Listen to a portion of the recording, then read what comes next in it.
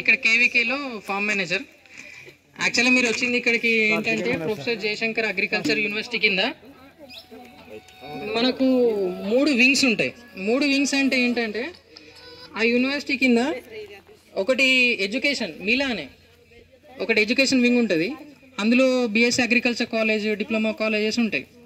ఇప్పుడు మీరు ఇక్కడ పక్కన ఫుడ్ సైన్స్ కాలేజ్ కూడా చూడొచ్చు. అది కూడా బీఎస్సీ గ్రాడ్యుయేట్ అంటే ఆఫ్టర్ ఇంటర్మీడియట్ తర్వాత 10th తర్వాత ఏముంటుంది అంటే డిప్లొమా కాలేజ్ ఉంటుంది.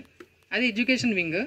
రీసెర్చ్ వింగ్ అంటే ఏంటంటే లైక్ మీరందరు ఫార్మింగ్ బ్యాక్గ్రౌండ్ చెందిన వాళ్ళుగా, అంటే ఫాదర్ ఫార్మింగ్ వ్యవసాయం. సో మీకు తెలిసే ఉంటుంది వరిలో డిఫరెంట్ వెరైటీస్ ఎట్లా ప్రొడ్యూస్ చేస్తారు, ఎవరు ప్రొడ్యూస్ చేస్తారు. అది రీసెర్చ్ అనమాట. రీసెర్చ్ అంటే ఏంటంటే మనకు తక్కువ పెట్టుబడితో ఎక్కువ ఇన్కమ్ వచ్చే వెరైటీస్ని తయారు చేయడం. వరిలో చాలా రకాలు ఉంటాయి, రకరకాలు.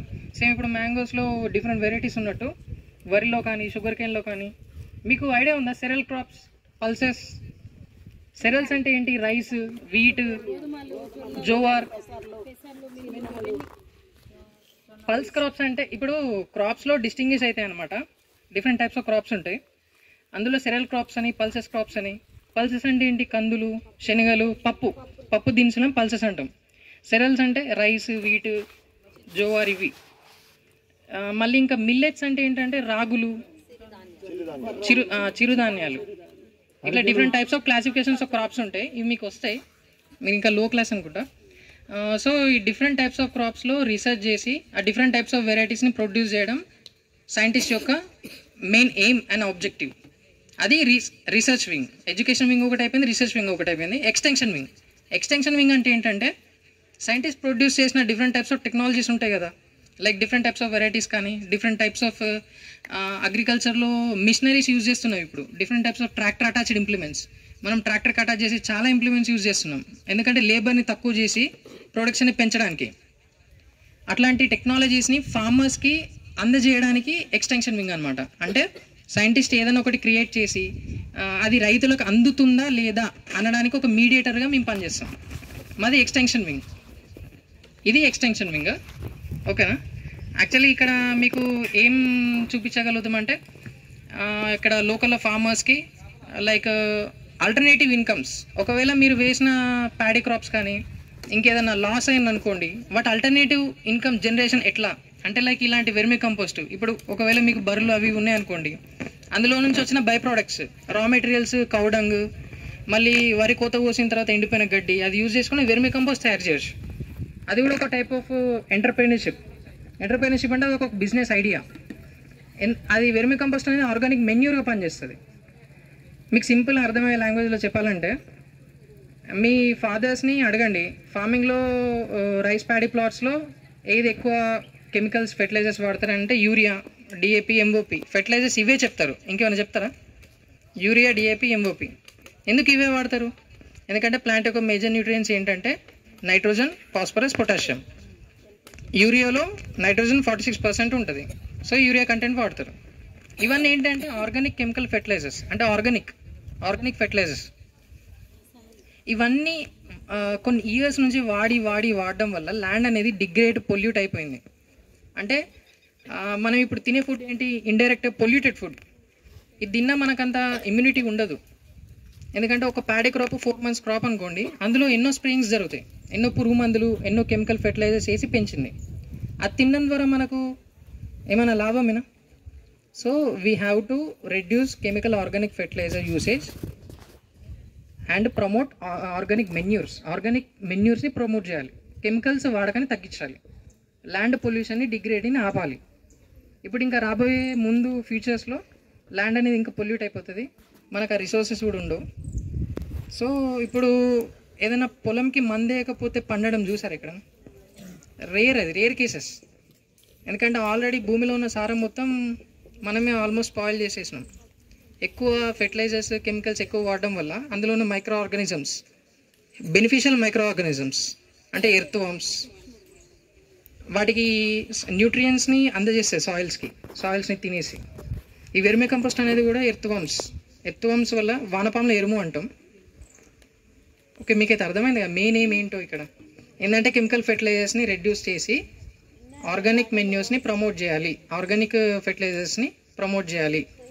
ఈ ఎక్స్టెన్షన్ మీకు ఏం చెప్తుందంటే ఇక్కడ బయట రైతులు ఫస్ట్ ఏదైనా క్రాప్ వేసే ముందు ఫస్ట్ సాయిల్ శాంపుల్ తీసుకోవాలి. సాయిల్ టెస్టింగ్ మేజర్, ఎందుకంటే భూమిలో ఎంత ఎన్పికే రేషియోస్ ఉన్నాయి, అంటే ఎంత నైట్రోజన్, ఫాస్ఫరస్, పొటాషియం ఎంత ఉంది, మనం ఎంత మోతాదులో డోసేజ్ ఎంత మోతాదులో వేయాలి. ఇప్పుడు 1 ఎకర్కి 2.5 బ్యాగ్స్ యూరియా వేస్తున్నారు. యూరియా వేయాలి, అది రికమెండెడ్ డోసు. కానీ ఫార్మర్స్ బయట ఏం చేస్తున్నారు, 6 బ్యాగ్స్ వేస్తారు. Each bag 45 kgs. అంటే మీరు చూసారా 2.5 బ్యాగ్స్ ఎక్కడ, 6 బ్యాగ్స్ ఎక్కడ. సో ఏంటంటే before going for any crop మీ ఫాదర్స్ కూడా చెప్పండి, సాయిల్ శాంపిల్స్ ఎట్లా అంటే దానికి కూడా ఒక ప్రాసెస్ ఉంటుంది సాయిల్ శాంపిల్ తీసేది. ఇప్పుడు ఒక 1 ఎకర్ ప్లాట్ తీసుకున్నారనుకోండి, ఆ 1 ఎకర్ ప్లాట్లో చెట్టు నీడకున్న సాయిల్ని వదిలేసేయండి, 4 బార్డర్స్ చుట్టూ వదిలేసేయండి. ఒక స్పేడ్ పార తీసుకోండి, కొంచెం ఒక 1 feet డెప్త్ లోపలికి తవ్వేసి ఒక వీ షేప్లో మీరు సాయిల్ని బయటికి తీసుకోవాలి. ఒక 4 పార్ట్స్గా స్ప్లిట్ చేసి సాయిల్ని దాన్ని కలిపేసి ఒక 1 kg శాంపుల్ని మన కేవీకేకి తీసుకొస్తే సాయిల్ శాంపుల్ టెస్ట్ చేసి ఇస్తారు. దానికి కూడా అమౌంట్ ఉంటుంది, 600 రూపీస్. అందులో మీకు ఏమేమి ఉంటాయంటే చౌడు నీళ్ళు ఏవి, అందులో ఆమ్లాలు, క్షారాలు ఎంత % ఉంది, ఇంకా నైట్రోజన్, ఎన్పికే రేషియోస్ ఎంత ఉన్నాయి, మీరు ఎంత మోతాదులో ఫెర్టిలైజర్ని వాడాలి అంటే రికమెండ్ చేస్తారనమాట ఫార్మర్స్కి. ఇది మా ఎక్స్టెన్షన్ వింగ్లో చేసే ప్రాసెస్. మీకు ఇక్కడ కనిపించేది అయితే వెర్మి కంపోస్ట్ యూనిట్. అది పర్మనెంట్ స్ట్రక్చర్, ఏంటంటే సిమెంట్ బ్రిక్స్ తోటి ఒక 4 బెడ్స్ క్రియేట్ చేసినాం. పర్మనెంట్ అంటే పర్మనెంట్ షెడ్ స్ట్రక్చర్. అది ఇంకా టెంపరీ అంటే టెంపరీ స్ట్రక్చర్స్ కూడా ఉంటాయి. మీకు ఇంటి దగ్గర చూసే ఉంటారు మొబైల్ బెడ్స్ అని, ఒక పెద్ద పాలిథిన్ షీట్లో బ్యాగ్లో కూడా చేస్తారు, అట్లా కూడా చేసుకోవచ్చు. దానికి కావాల్సిన రా మెటీరియల్స్ ఏంటంటే కౌడంగ్ ఐడియా ఉంది కదా, FIM, ఆవు పేడ, అదొకటి. మళ్ళీ మీరు వరి కోత కోసిన తర్వాత డ్రైడ్ గ్రాస్ ఉంటుంది, ఎండిపోయిన గడ్డి, అదొకటి. అదే కాకుండా కిచెన్ వేస్ట్ కూడా మీరు యూజ్ చేయొచ్చు, ఇలా ఎండిపోయిన ఆకులు అది అన్నీ యూజ్ చేయొచ్చు. డికంపోజ్ అయితే అదొక 3-4 months సైకిల్ అనమాట. అవన్నీ మీరు ఒక లేయర్ వైజ్ వేయాలి. ఫస్ట్ ఒక డ్రైడ్ గ్రాస్ పైన కొత్త కోసిన వరిని ఒక లేయర్ వేసుకొని, దానిపైన కౌడంగ్ వేసుకొని, మళ్ళీ ఇంకొక లేయర్ గ్రాస్ వేసుకొని, ఇలాంటి డ్రైడ్ ప్రోడక్ట్స్ ఏవైనా వేసేసి డైలీ వాటరింగ్ చేయాలి. అట్లా అది డికంపోజ్ అవ్వడం స్టార్ట్ అవుతాయి, అంటే కుళ్ళిపోవడం స్టార్ట్ అవుతాయి. అట్లా ఒక 1-2 months కుళ్ళిపోయిన తర్వాత ఏమైతే మీరు ఎర్త్వార్మ్స్ రిలీజ్ చేయాలి. ఎర్త్వార్మ్స్ రిలీజ్ చేసి ఏమవుతుంది, డికంపోజ్ మ్యాటర్ని అది కన్జ్యూమ్ చేస్తాయి.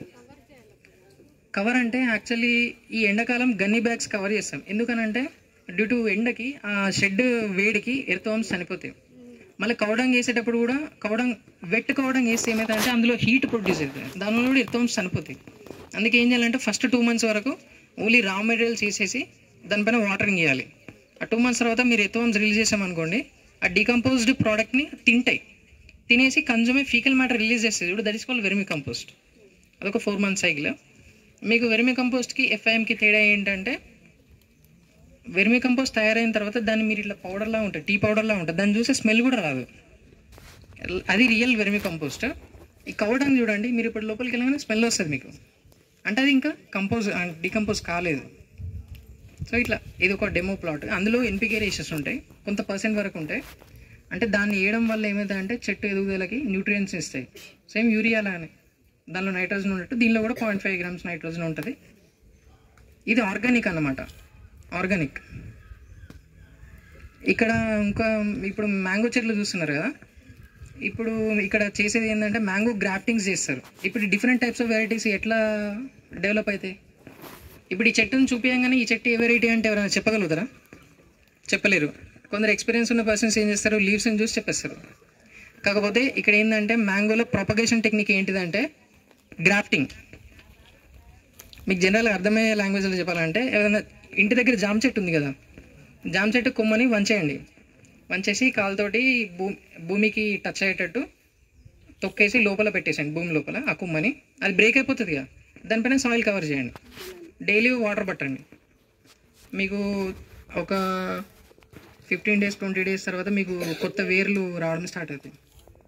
అంటే ప్రాపగేషన్ టెక్నిక్స్, ఒక్కొక్క క్రాప్లో ఒక్కొక్క టైప్స్ ఆఫ్ ప్రాపగేషన్ టెక్నిక్స్ ఉంటాయి.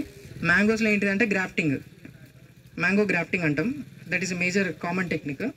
గ్రాఫ్టింగ్ అంటే ఏంటంటే పాలిథిన్ బ్యాగ్స్ ఐడియా ఉంది కదా మీకు, ఆ పాలిథిన్ బ్యాగ్స్లో రెడ్ సాయిల్ ఎర్రమట్టి, red soil, mixture of vermi compost, cocopeat కూడా వాడతారు. కోకోపీట్ అంటే ఏంటంటే ఎండిపోయిన కొబ్బరి పీచు పౌడర్ ఉంటుంది చూడండి, అందులో కూడా న్యూట్రియన్స్ ఉంటాయి. అందులో కూడా ప్లాంట్ గ్రోత్కి డెవలప్ అవుతుంది. ఆ పిక్కని పెంచుతాం. ఆ పిక్ ఏ వెరైటీ మనకు తెలియదు.